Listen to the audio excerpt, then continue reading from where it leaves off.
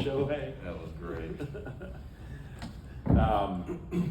How good is it just for, not only personally to get things started on the right foot, but the team as well to have such a good first game out of the break? Yeah, I think, it's basically like another opening day. We put a lot of emphasis on the first game of the year, and then we have this, 4-day break. So it's almost like another first game starting the second half. So, but I mean, just basically from the get-go was just an offensive onslaught. It was a lot of fun to be a part of, and to your point, yeah, I mean, just the perfect way to kind of start the second half, with some energy.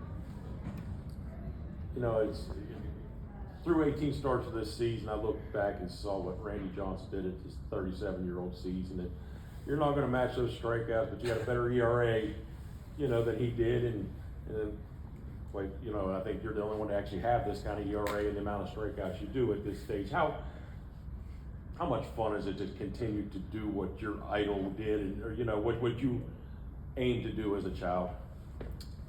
It's exciting.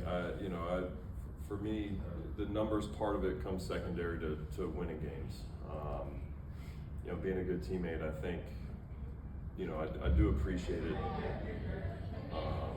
Just to be able to it's crazy for me to think to be even mentioned in the same conversation as him, so, it's humbling to say the least.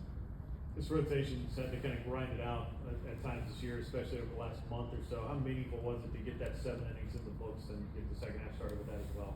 Yeah, I think, we've put a lot on our bullpen. They've been, unbelievable for the first half of the season. So hopefully, starting with today, we can kind of pick them up for the second half so we can kind of keep those guys fresh for, when we get down the stretch and we're really going to need them. Drake had a great day at the plate today. He's all right. Kind of seeing him, obviously, you've been able to, obviously share that clubhouse and be with him for the past 2 years of his career. Just kind of what have you seen from him for such a young player that makes him special right now? Yeah, I think, he's got the maturity of someone who's been in the league for, 10 plus years. I think, again, being a catcher, I'll die saying this, that catching is the hardest position on the field. Not only do you have to worry about calling games, you're calling games for multiple pitchers, starters, guys getting called up, new guys getting traded over, and you got to go out there and hit. So, for him to be able to do what he's done, winning Rookie of the Year, going to his first All-Star game, even tonight, there was just no stopping. So, it's been impressive. Do you feel nice and rested coming into this one? I know it was a busy week, but did you feel like you had a full tank coming into this one? Yeah, I mean, I threw 3 innings a week ago, so and I was able to kind of keep my arm going over the break. Threw a few times, through at the Derby and before the All-Star game.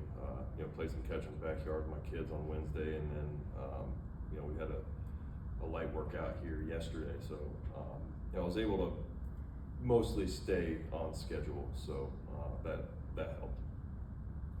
You are the only pitcher to ever have this kind of ERA and 120 plus strikeouts through the first 18 starts at 37 or older. That's cool, but also just to think about what were you doing as a 12-year-old in Lakeland when Johnson was going through his 2001 season? I mean, I know they're all kind of bunched together. What do you remember about those years?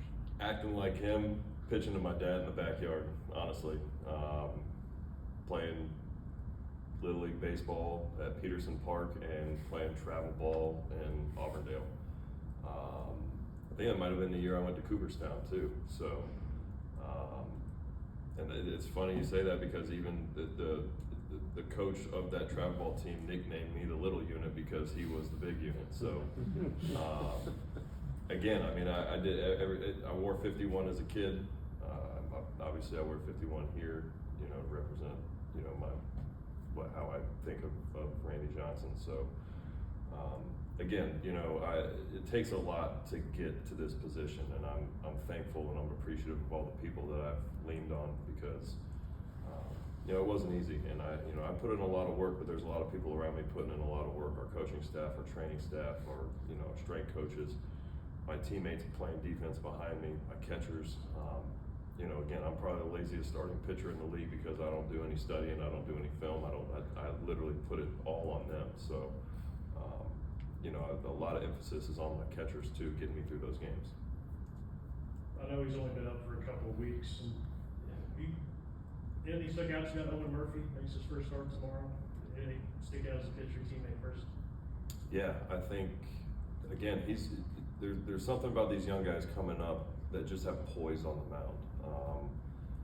I've seen it with Didi all throughout this year. You see it with J.R. Ritchie, and then, you know, with Murphy. He looks like he's just in attack mode. He looks like, you know, he wants to be here, you know, pouring in strikes. And again, just his demeanor, how he handles, what he looks like on the mound, how he walks off the mound. You know, the stuff speaks for itself. I mean, his stuff is unbelievable. So I mean, there's no surprise why he's here. But again, these young guys just coming up with that demeanor and with the poise, you don't see that a whole lot. And again, I think that's more than half the battle when you get to the big leagues is not only trusting your stuff but believing that you belong here. And you know, got to kind of look the part too, and these guys are doing that. Thanks, Chris. Thank you, guys. Thank you.